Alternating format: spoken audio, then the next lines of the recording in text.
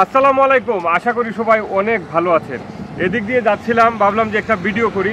এটা হচ্ছে কোরাঙ্গি নদীর স্থান লোহাগড়া, বাহুবল, হবিগঞ্জ, সিলেট, বাংলাদেশ পানি উন্নয়ন বোর্ড হবিগঞ্জ। এটা একটা সাইনবোর্ড। এই নদীটার বর্তমানের পানির কি অবস্থা, সেই পানির অবস্থাটা আমি আপনাদের দেখানোর চেষ্টা করব এবং এখানে আরও দেখাবো যে যারা পানি আসলে শখের বসে মাছ মারেন, নদীতে মাছ ধরেন, তাদের মাছ ধরার দৃশ্যটা আশা করি এই দৃশ্যগুলো আপনারা উপভোগ করবেন এবং সাথে আপনারা এই অতিবৃষ্টির কারণে যে পানির পরিমাণটা বাড়ছে সেই দৃশ্যগুলো আপনারা দেখতে পারবেন যে এই কোরাঙ্গি নদী, বাহুবল, হবিগঞ্জ, সিলেট, তার নদীর পানির পরিমাণটা কী পরিমাণ বাড়ছে সেটিও আপনারা দেখবেন। চলেন আমাদের সাথে। দেখেন কোরাঙ্গি নদীর অতিবৃষ্টির কারণে পানির পরিমাণটা আপনারা দেখেন কি পরিমাণ পানির স্রোত, এবং এই নদীটা কানায় কানায় আসলে ভরে গেছে পানির কারণে, বৃষ্টির কারণে।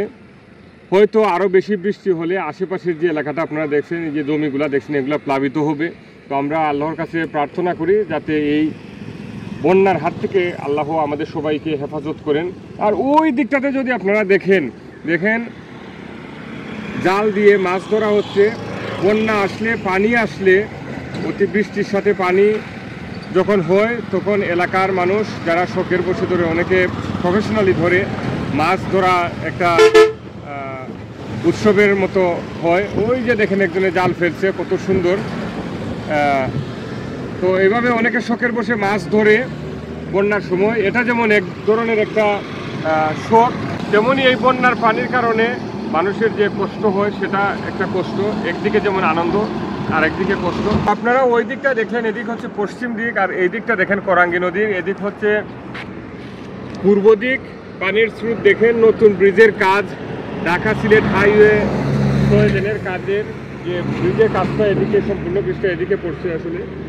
তো এখানে দেখেন পানির কি পরিমাণ স্রোত। এই যে গাছগুলা দেখেন, গাছে একদম মাথায় চলে গেছে পানি, আশেপাশের এলাকা পানিতে ডুবে যাবে এরকম একটা অবস্থা। তো সবাই দোয়া করবেন যাতে এই আশু বন্যার হাত থেকে আল্লাহ আমাদের সবাইকে রক্ষা করেন, হেফাজত করেন। তো সম্মানিত দর্শক, আপনারা এতক্ষণ দেখলেন কোরাঙ্গি নদীর স্থান লোহাগড়া, বাহুবল, হবিগঞ্জ, সিলেট। তো আমাদের এই ভিডিওটি আপনাদের কাছে কেমন লাগছে অবশ্যই কমেন্ট করে জানাবেন এবং ভালো লাগলে শেয়ার করতে ভুলবেন না। ধন্যবাদ সবাই।